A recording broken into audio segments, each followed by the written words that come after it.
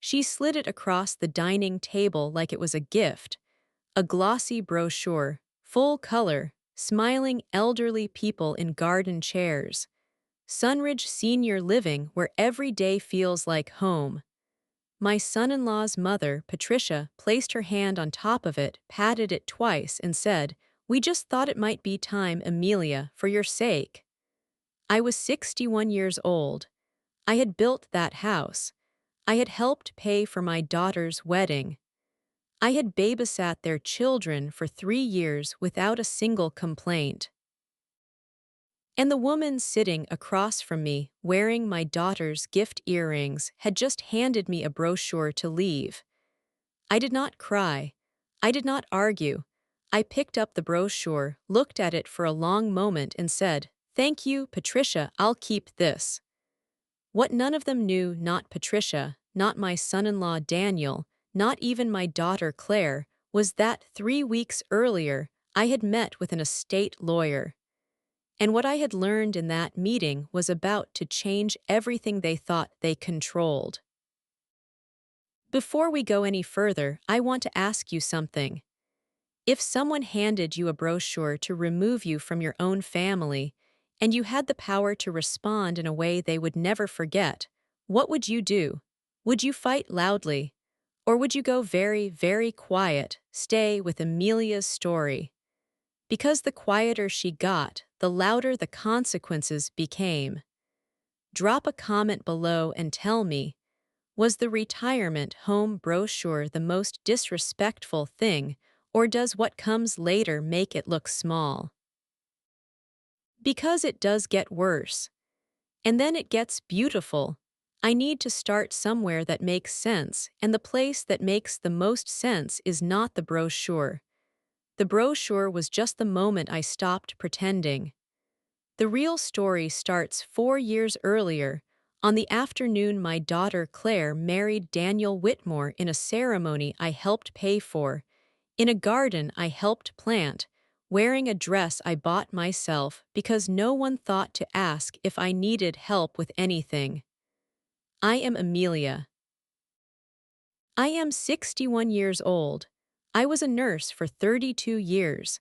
I raised Claire by myself after her father left when she was 9. I worked double shifts, skipped vacations, and built a life that was quiet and steady and mine. By the time Claire was in college, I had paid off my house, saved a reasonable amount, and started allowing myself to breathe for the first time in 2 decades. I was proud of what I had made from nothing. I was not rich, but I was stable. I was free. And I was genuinely, deeply happy for my daughter when she fell in love with Daniel. Daniel was pleasant enough at first, polite in a surface-level way. He always thanked me for dinner. He always held the door. He called me Amelia, never Mom, which I respected. I never asked him to call me anything I had not earned. He had a good job in finance. He made Claire laugh. And when he proposed, Claire called me from the restaurant still crying from happiness, and I sat in my kitchen and cried too, because she sounded so full of life and I had worked so hard to give her a life worth being full of. The wedding planning started warmly and curdled slowly. It is hard to say exactly when Patricia entered the picture in a way that changed the air in every room. She was Daniel's mother. A woman in her mid-60s, polished, well-dressed, with the kind of social confidence that can feel like warmth until you realize it is actually control wearing a smile. She had money. Old money, family money, money that had never required her to work a double shift or eat dinner standing over a sink because sitting down felt like wasted time. She was not unkind in the beginning. She was simply the kind of woman who organizes the world into ranks and then does not announce the rankings out loud. I noticed it first at the second planning meeting. Patricia had suggestions for the venue, the catering, the florist, the photographer. They were good suggestions. She had taste. I will give her that.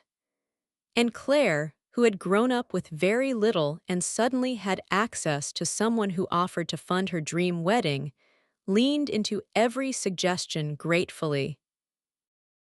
I watched it happen in real time. My daughter's vision began to look more and more like Patricia's vision. When I offered an idea, a small one, about the centerpieces, nothing significant, Claire smiled and said, "I think we're going with what Patricia suggested, Mom. It'll look more cohesive." It was such a small thing, but it sat in my chest like a pebble. The wedding was beautiful.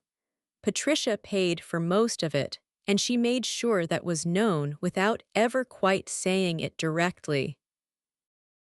At the reception dinner, she gave a toast that lasted 11 minutes. I counted. She talked about Daniel's childhood, his achievements, his character. She talked about Claire as though she had discovered her personally. She mentioned me once, near the end, in a sentence that went, "And of course, Claire's mother has always been very devoted." That was it, devoted. Like I was. A golden retriever. I smiled. I raised my glass. I sat back down and ate my salmon and told myself it was her son's wedding and maybe I was being too sensitive. After the wedding, Claire and Daniel moved into an apartment 20 minutes from my house. Life settled into a rhythm. I saw Claire on Sundays most weeks. We had coffee. We talked. It was good, mostly.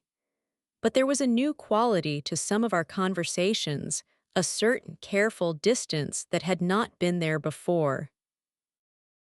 When I mentioned something that happened at work or brought up a memory from her childhood, she would listen, but I could feel a part of her was somewhere else. Not distracted exactly. More like she was sorting my words into categories. Things to keep, things to set aside, things to report. I told myself I was imagining it. I was good at that.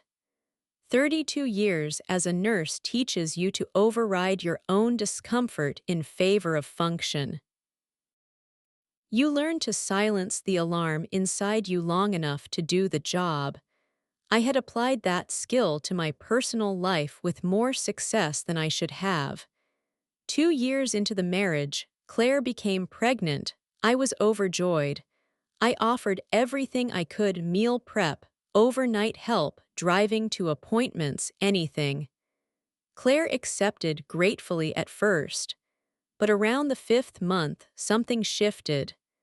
The requests started coming through Daniel instead of directly from Claire. Daniel says it would be helpful if you came Thursday instead of Wednesday. Daniel thinks it's better if we manage the nights ourselves for now. Daniel feels like having too many people over might stress Claire out. The name Daniel kept appearing as the spokesperson, the gatekeeper, the person through whom all communication now passed. And behind Daniel, I increasingly suspected, was Patricia. I did not want to cause trouble. I adjusted. I came on Thursdays. I did not stay late. I kept my visits predictable and undemanding. I told myself this was normal newlywed territory management. But then my granddaughter Eva was born, and what happened in those first weeks after the birth confirmed something I had been refusing to name. Patricia stayed at their apartment for 11 days after Eva was born. She cooked, she organized, she held the baby for hours while I got 20-minute visits and was asked to call ahead even to bring soup. When I arrived one afternoon and knocked, it was Patricia who opened the door. She looked at me with that practiced smile and said, "Claire's resting, Amelia. Maybe just a quick pop-in today, in my daughter's home." My daughter, who I had raised alone for 18 years. I stayed 25 minutes. When I left, I sat in my car in the parking lot and did not start the engine for a very long time. That was the first time I let myself think clearly about what was happening. Not dramatically. Not with catastrophizing, just clearly. There was a woman inserting herself between me and my daughter was allowing it, and the scaffolding of that allowance had been building for 2 years. I was not being cut out in one dramatic moment. I was being edged out in increments so small that each one seemed almost reasonable on its own. I want to be fair to Claire here because this story is not about blaming my daughter. She is not a villain.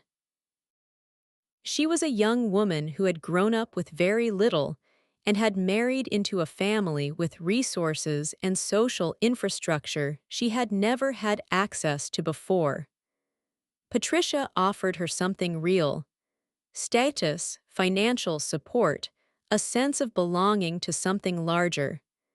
That is seductive when you have spent your childhood watching your mother stretch every dollar and never ask for help.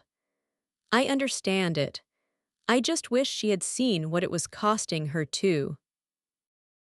Over the next year, I settled into a quieter role in my daughter's life. I was there when needed, but needed had been redefined. I watched Eva grow through photographs Claire sent. I attended birthday parties where Patricia sat at the head of the table, where Daniel's family filled the room with laughter I was always slightly adjacent to. I helped when asked. I did not complain. I brought gifts that were received warmly and then set aside. I was gracious. I was steady. I was, to borrow the word Patricia had used in her toast, devoted. And then one Sunday afternoon, about 8 months before the brochure, something happened that I cannot overlook when I tell this story honestly. I arrived at Claire and Daniel's house. They had bought a house by then, a beautiful house in a good neighborhood, with Patricia's substantial financial contribution toward the down payment, a fact I knew because Claire had mentioned it with visible pride and a glance at me that I still think about, and I arrived to find Patricia already there. This was not unusual. What was unusual was what I walked into. They were in the kitchen, the three of them. Claire, Daniel, and Patricia. There was a large folder open on the table, printed documents, Priad sheets, something that looked official.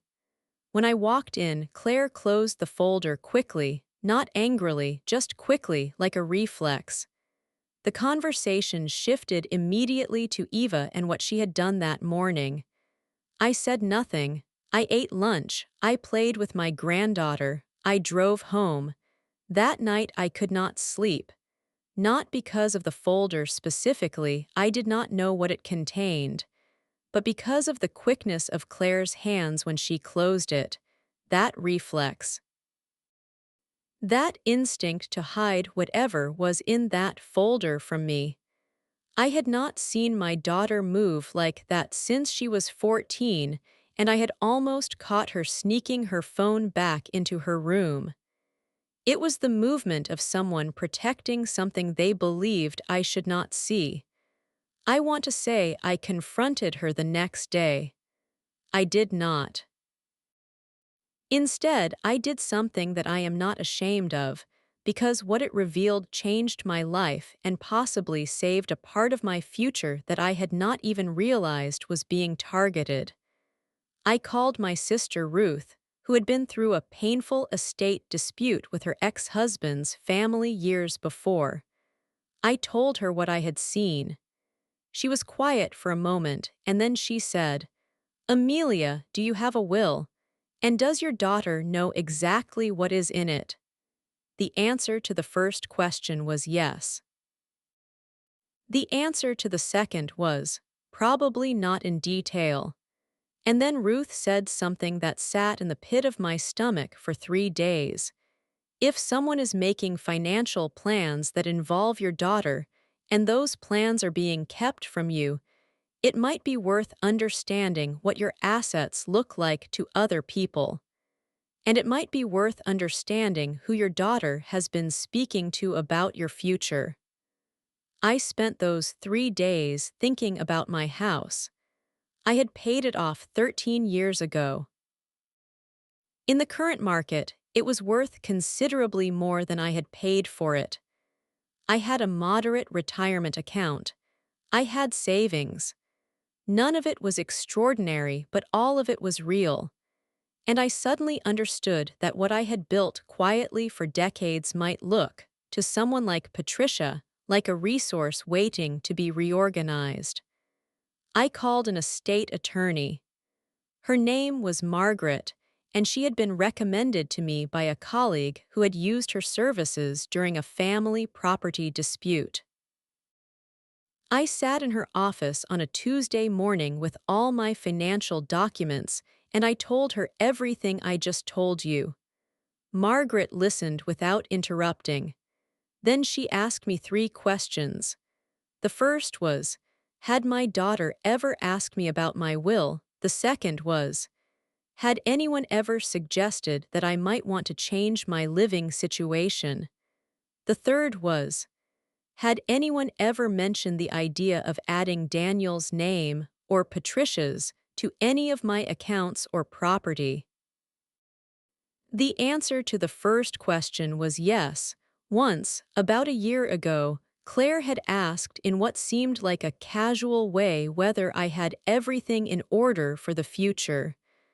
I had said yes and changed the subject. The answer to the second question was no, not yet. The answer to the third question was no, not yet. Margaret nodded slowly and said, Amelia, I want to help you make sure your assets are clearly protected and that your wishes are legally ironclad before any conversation about your future living situation takes place. Because in my experience, those 2 conversations often happen in a particular order, and you want the first one handled before the second one begins.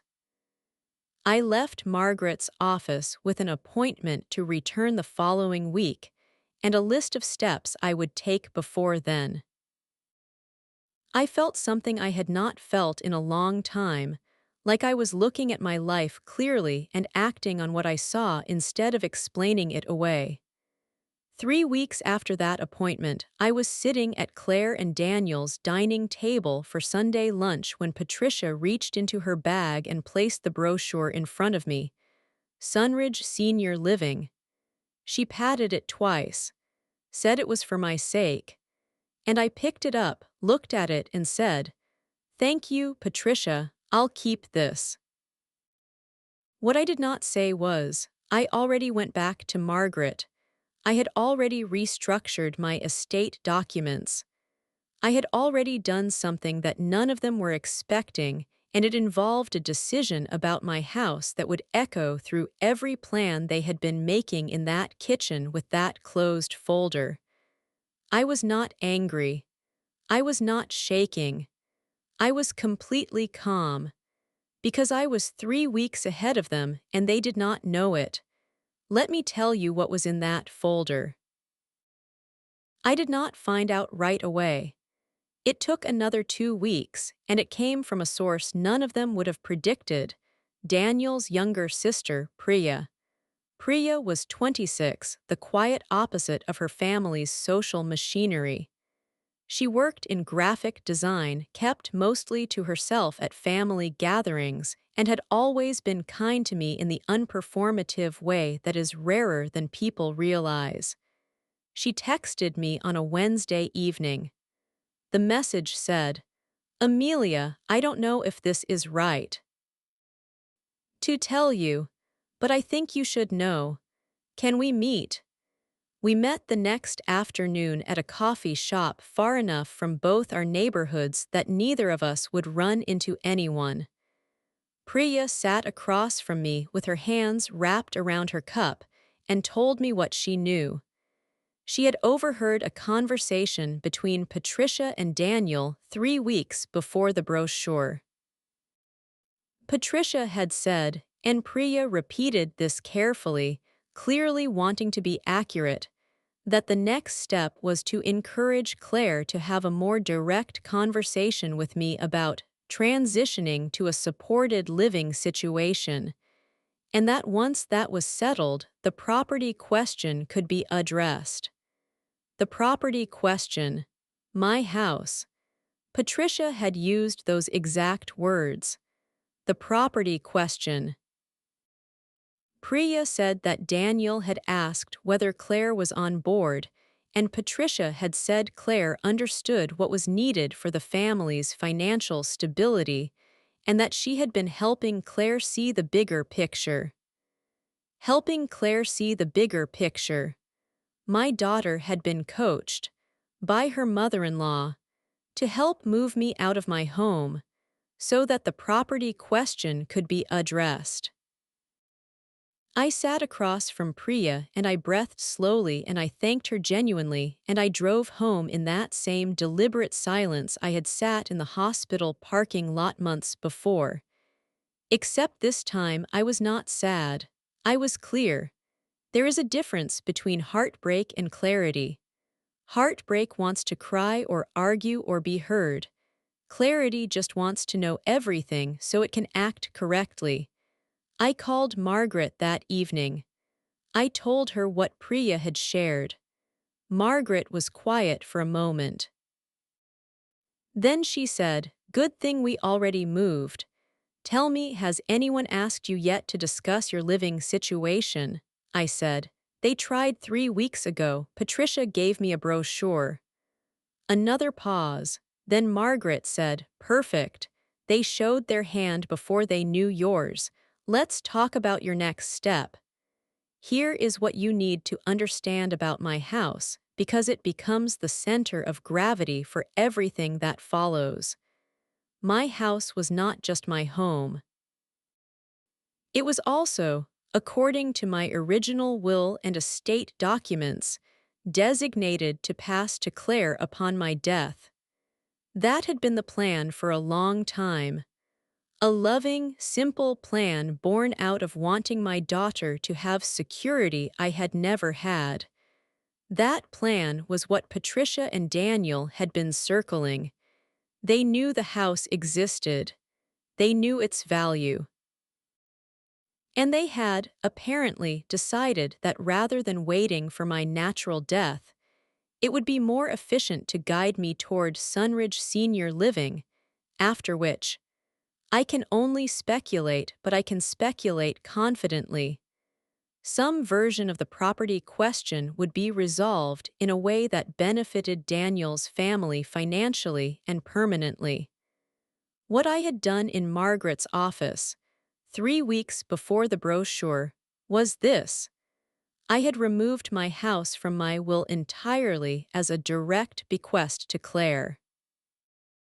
Instead, I had placed it in a trust. The trust had specific conditions. Claire would benefit from the trust only as long as she maintained a direct, active relationship with me, defined in legal language I will not reproduce here, but essentially meaning, you cannot be used to push me out of my own life and still collect the asset my life built. The house would not be available to be sold, mortgaged, or transferred in any way that benefited Daniel or his family during my lifetime. And the trust had a clause that Margaret called a protection provision. Any legal challenge to the trust's terms by my daughter's spouse or his family would trigger an automatic review that could result in Claire's interest being redirected to a charity of my choice. I am not a vindictive person. I want to be clear about that. The trust was not designed as a punishment. It was designed as protection. For me, for my daughter, if she ever needed protecting from the decisions she was being guided toward. And for the asset I had spent a lifetime building, which no one had helped me build, and which no one had any right to reorganize without my participation. Margaret had also helped me do one more thing.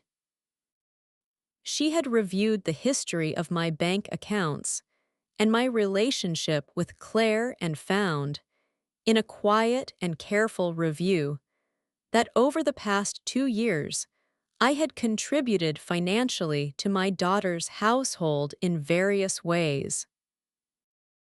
A loan of $9,000 for a home repair that had never been repaid, regular grocery contributions averaging about $300 a month, a lump sum of $4,000 for Claire's car when it needed an engine replacement, babysitting services that, calculated at market rate, represented a considerable figure. Margaret had documented all of it, not as a legal claim, just as a record.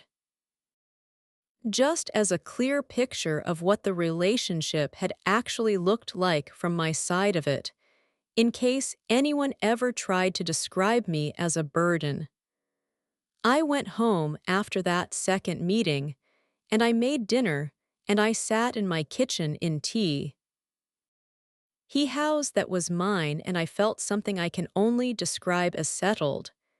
Not happy exactly, something beneath happiness, something that does not need celebration because it does not feel like winning.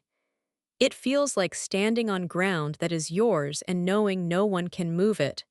Now I had to decide what to do next. I had two options, broadly speaking. I could wait for them to make another move and respond then, or I could choose my own moment to speak.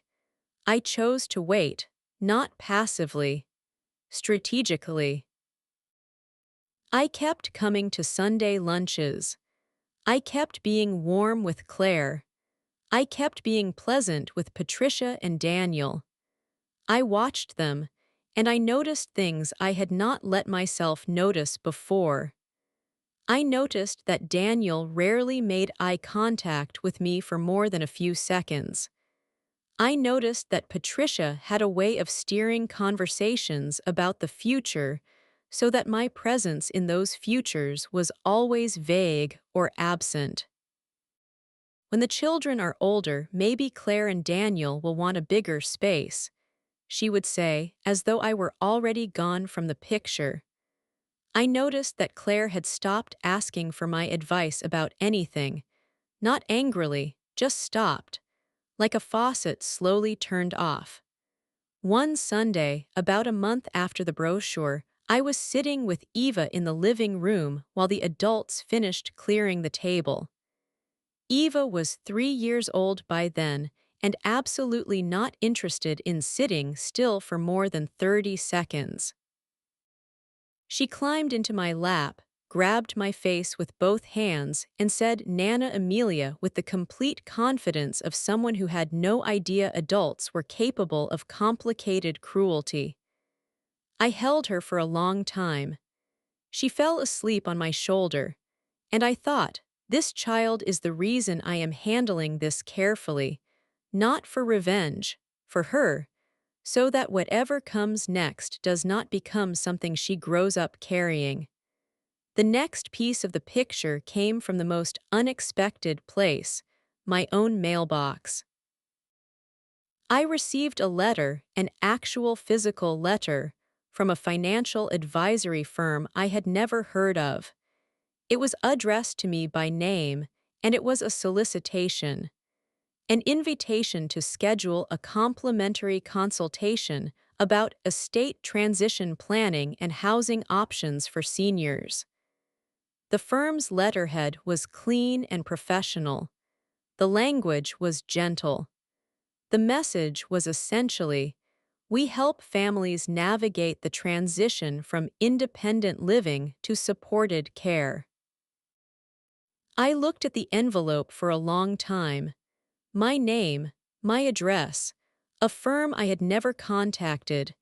How does a firm you have never heard of obtain your name and address and know to contact you about senior housing at this exact moment in your life? There are really only a few answers to that question. I photographed the letter front and back and sent it to Margaret. Her response came within the hour. Keep it. It matters. 2 days later, I did something that felt slightly uncomfortable but that I had decided was necessary. I looked through Claire's social media. Not her private messages, I want to be precise about this. Her public and semi-public activity. What I found was not explosive, but it was telling. Over the past several months, Claire had been liking and sharing posts from a particular community page, a neighborhood Facebook group in the area where Daniel's family had property. The posts she engaged with were about real estate values, home renovation returns, and this one I took a screenshot of a post from a local real estate agent that said, "Thinking about consolidating family properties? DM me for a free consultation." Claire had liked that post 6 months ago. I put the screenshot in a folder on my laptop. I put the letter from the financial advisory firm in a physical folder in my filing cabinet. I kept going to Sunday lunches. I kept being warm and steady and there. The conversation I had been both waiting for and dreading arrived on a Tuesday evening in the form of a phone call from Claire. Her voice was careful in a way that sounded rehearsed. She said she wanted to talk to me about something and asked if she could come over Thursday. I said of course. I made tea and I sat in my living room and I waited. Claire arrived on Thursday looking like someone who had been given a script and was trying to remember all of it. She sat across from me. She held her mug. She took a breath. She said, "Mom, I've been thinking about your future a lot lately and I want to make sure you're comfortable and taken care of. Daniel and I and Patricia too, she really does care about you. We've been talking about whether it might be better for you to have more support around you as you get older." I let her finish. She talked for about 4 minutes. She mentioned my age. She mentioned that the house was big for one person. She mentioned that Sunridge had a wonderful community and that their independent living wing was very different from a traditional nursing home. She mentioned that if I were to downsize, the financial flexibility it created could benefit our whole family. Those were her words, our whole family. I listened to everything. Then I set down my tea. I looked at my daughter who I had raised alone, who I had worked double shifts for, who I had driven to every school event and every doctor's appointment and every heartbreak, and I said very quietly, "Claire, I want to tell you something, and I need you to hear all of it before you respond." She nodded. She was watching me with an expression I could not entirely read. Some guilt in it. Some relief that we were finally having the conversation. Some tension around the eyes that told me she was not entirely comfortable with the script she had been given.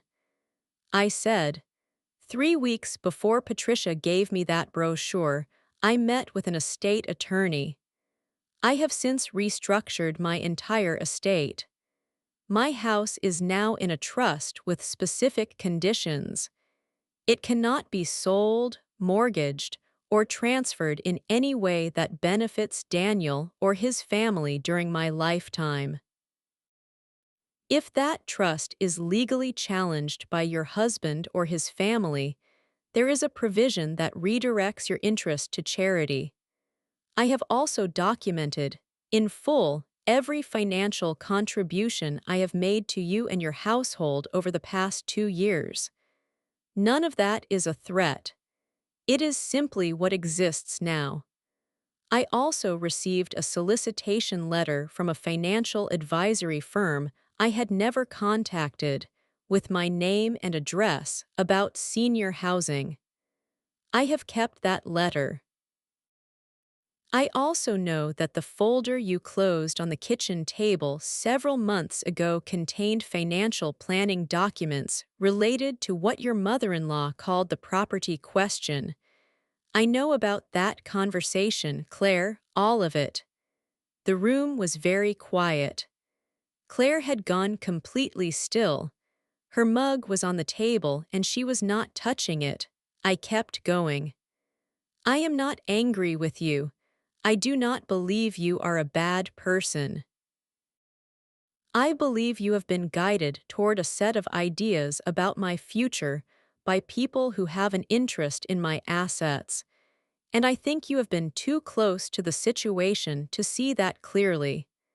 But I need you to know that I see it, and that I have acted accordingly, and that nothing about my living situation is going to change based on anyone else's timeline or financial interest. I will stay in this house for as long as I choose. And if the day comes when I genuinely need more support, I will make that decision myself with my own doctor and my own attorney based on my own needs. Not a brochure, not a family meeting. Mine. Claire did not speak for a very long time. When she did, her voice was different. The rehearsed quality was gone. What was left was something rawer. She said, "Mom, I thought we were just trying to plan ahead. I didn't think of it as." She stopped. She looked at her hands. Then she said, "How did you know about the folder?" I said, "It doesn't matter how I know. What matters is that I do." I was not going to give Priya up. Not then, maybe not ever. What happened next surprised me a little, and I am glad it did, because it told me something important about my daughter that I had been afraid to lose. She began to cry, not performative crying. The real kind. The kind that comes when a person suddenly sees something they have been refusing to look at. She said, "I think I let them make me think it was the right thing. Patricia kept saying it would be better for everyone. And Daniel, he talked about it like it was just practical. And I think I wanted to believe them." I moved to sit next to her. I took her hand. I said, "I know." And I meant it. I did know. I knew how persuasive a woman like Patricia could be when she had money and confidence and time. I knew how easy it is to get swept along by a plan that is presented to you as kindness when you are tired and busy and surrounded by people who seem certain. That is not an excuse, but it is a context, and I loved my daughter too much to refuse her the context. We talked for 2 hours, real talking. The first real talking we had done in probably a year. Claire told me things that made me heartsick and things that made me understand. She told me that Patricia had been systematically presenting me as fragile, as difficult, as someone who needed managing. She had told Claire that the kindest thing would be to get me settled before something happened to me. She had framed every step of this as compassion. She had been so consistent and so calm about it that Claire had gradually started to believe it without even noticing the shift. She also told me about the folder. It had contained, as I had suspected, financial projections. What would happen to the family's financial position if my house were sold and the proceeds were managed collectively? Patricia had prepared it. She had laid out numbers. She had made it look orderly and reasonable. She had presented it to Claire and Daniel as a family financial plan. My house, managed collectively. I sat with that for a moment. Then I said, Claire, do you understand that Patricia has no legal right to any part of my estate, that any plan involving my assets requires my participation and my signature? Claire was quiet. Then she said, very softly, I think I didn't let myself think about it that way. That night, after Claire left, I sat at my kitchen table with a cup of tea that went cold because I forgot to drink it, and I thought about what it means to be a woman who builds everything herself and still has to protect what she built from the people she built it for. It is a particular kind of loneliness, not dramatic, just steady, a quiet ache that does not announce itself loudly. I did not sleep much, but I woke up clear. The next stage of this story is the one where things begin to unravel for the people who had been so carefully weaving. It started with Patricia, because Patricia was not the kind of woman who accepted surprise gracefully. 3 days after my conversation with Claire, I received a phone call from Daniel. His voice had the careful steadiness of someone who has been briefed on what to say. He told me that he and Claire had talked and that he wanted to assure me that no one had ever had anything but my best interests at heart. He said the financial discussions had been purely exploratory. He said Patricia was hurt by how things had been characterized and that she truly cared about me. I listened to all of it. Then I said, Daniel, I appreciate you calling. I have nothing against you personally. But I want you to know that my estate attorney has a full record of my current situation and my wishes, and she is aware of recent events. If anyone feels hurt by that, I think it's worth examining why. There was a long pause. Then Daniel said, Did you involve a lawyer? And the way he said it, the slight shift in his tone from smooth to tight, told me everything I needed to know about how seriously they had taken the possibility that I might be more than a passive figure in my own life. I said, I've had legal guidance for several weeks, Daniel. Have a good evening. And I hung up. What followed was a period of about 2 weeks during which the Sunday lunches stopped. No one canceled them formally. They just began not to happen. Claire texted to say they were busy, then that Eva was sick, then that things were hectic. I did not push. I let the silence sit. I had a long call with Ruth, who told me I was handling it exactly right. I had a coffee with Priya, who had heard from Daniel that I had caused a situation, which told me the story was being reframed on that side of things as quickly as possible. Patricia called me on a Friday afternoon. I almost did not answer. I answered. She was, to her credit, composed.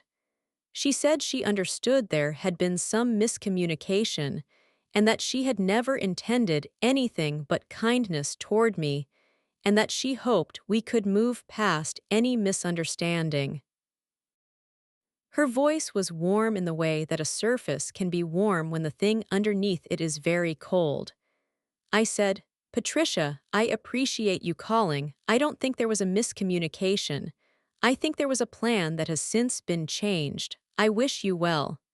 She started to say something about the brochure, about how it had simply been meant as information, and I said, I kept the brochure, Patricia. I've actually framed it.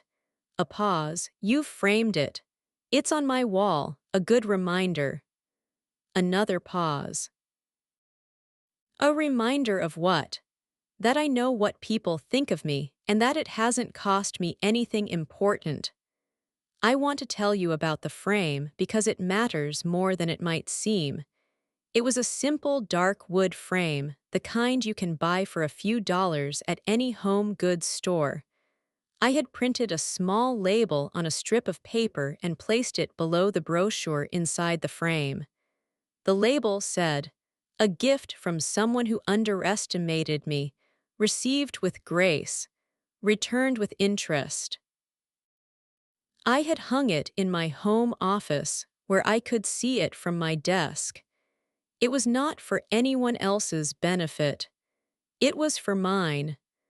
A daily reminder that I had seen clearly, acted with intention, and protected what was mine without raising my voice. The legal side of things continued to develop quietly in the background. Margaret had also connected me with a financial advisor who helped me review my accounts and make sure everything was structured in a way that was transparent, well documented, and not accessible to anyone who had not been specifically authorized. We reviewed beneficiary designations. We reviewed the trust.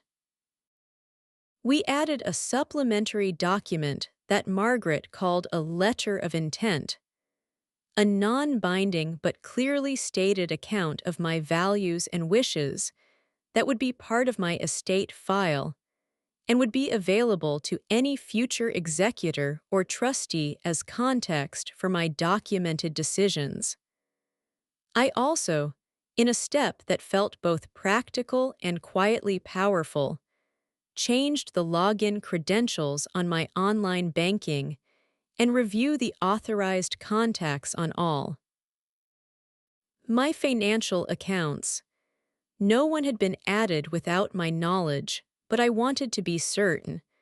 About a month after the Sunday lunches stopped, Claire called me on a Sunday morning, not a text, a call. She said she wanted to come over. I said come. She arrived without Daniel and without any agenda I could detect.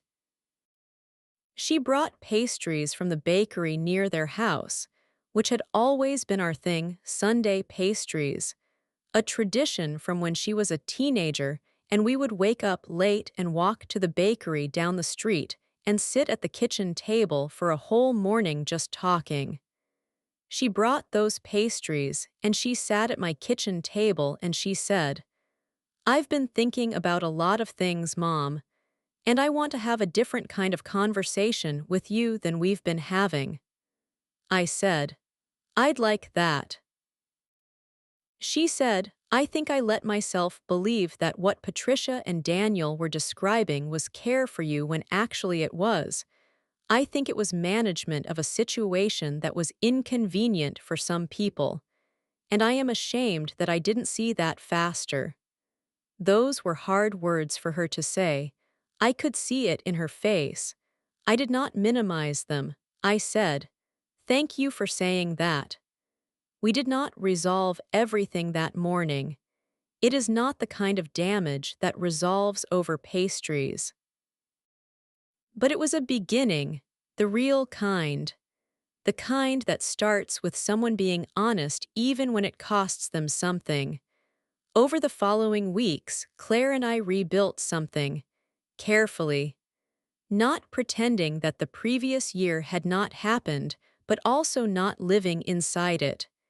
She told me more about how Patricia operated within their household. The financial control Patricia held over Daniel, which was more than I had understood. The way decisions were framed as family discussions, but were actually Patricia's conclusions presented for ratification.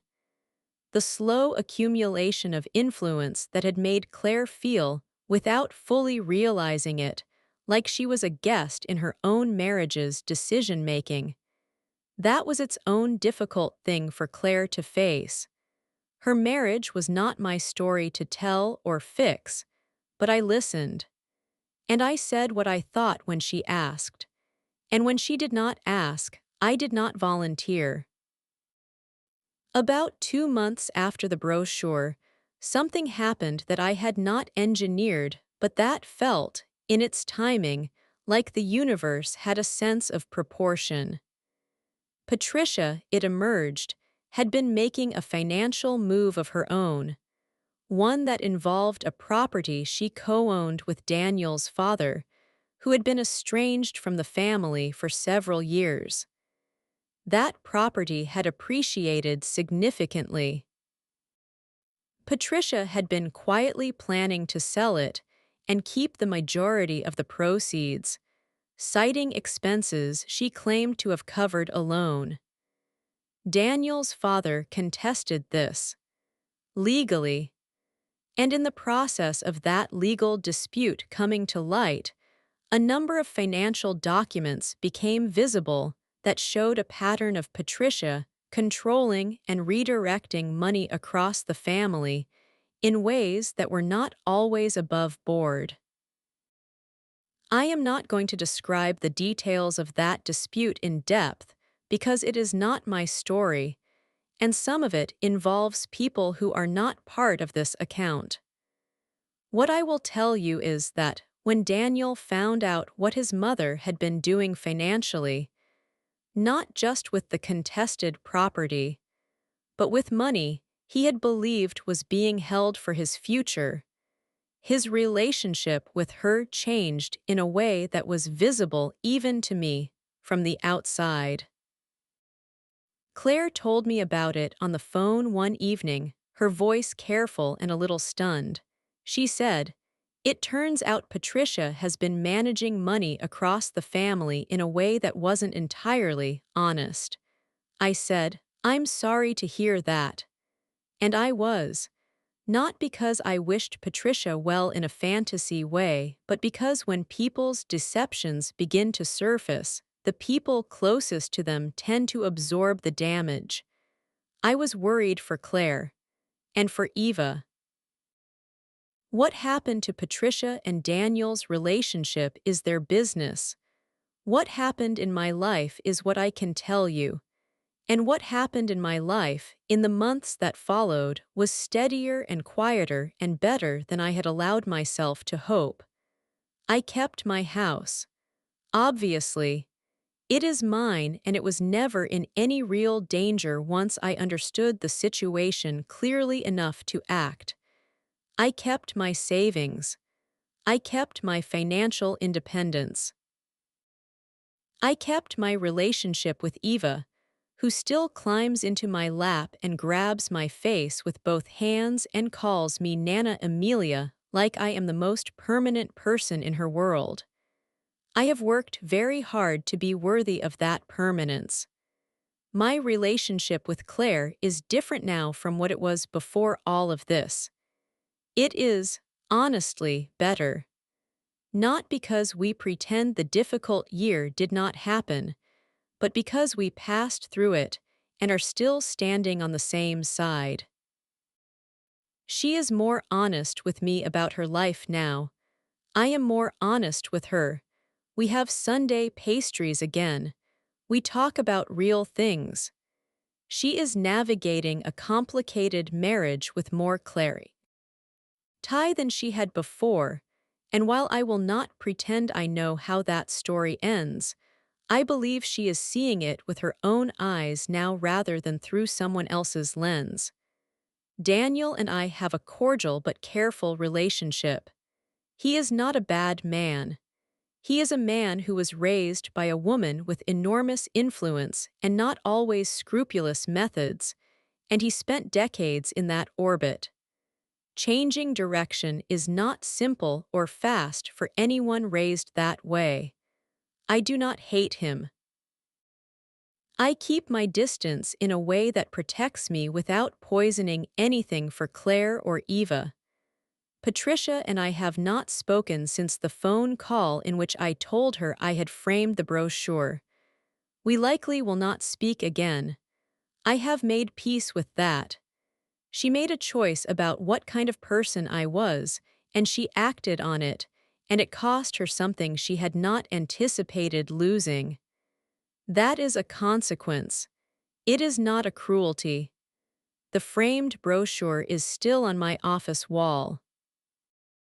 Some days I walk past it without really seeing it. Some days I stop and look at it for a moment. On those days, I usually feel something that I would describe as gratitude. Not for what happened, the pain of it was real, The loneliness was real. The grief of understanding that my daughter had been positioned against me was very real. But for what came after it? For the clarity, for the steps I took when I finally stopped explaining away what I could see, for Margaret and her careful legal eyes, for Priya and her honest heart, for Ruth who asked the right questions, for myself actually, for the woman I still was at 61 after everything, sharp enough to see the game, calm enough not to react to it immediately, patient enough to act at the right time. No one gave me a brochure for that kind of strength. I built it myself the same way I built everything else. There is one more thing I want to tell you, and it is the last piece, and it is small but it means something to me. A few months after everything settled, I was going through some old files in my home office and I found a photograph. It was from Claire's wedding, a candid shot someone had taken without staging it. In the photo, I am standing near the edge of the garden, not in any official group, not posed. Claire is a few feet away, her back to me, laughing at something Daniel said. I am looking at her. My expression in that photograph is the most open and unguarded thing I have ever seen on my own face. Pure love, just watching my daughter laugh on her wedding day. I kept that photograph. I put it in a frame too, a nicer frame than the brochures. I put it on a different shelf, one I see when I first walk into the room rather than from my desk. Two framed things, one that reminds me to be careful, one that reminds me why. That is the whole story, or the most important version of it. A woman who gave too much for too long and nearly lost the ground she had built because she kept choosing grace over confrontation until grace stopped protecting her. A woman who finally chose clarity, who found out the truth in time, who acted quietly and legally and with intention, and who came out the other side with her house, her dignity, her savings, her granddaughter, and eventually, carefully, honestly, her daughter. They gave me a brochure to erase me. I framed it. And I am still here.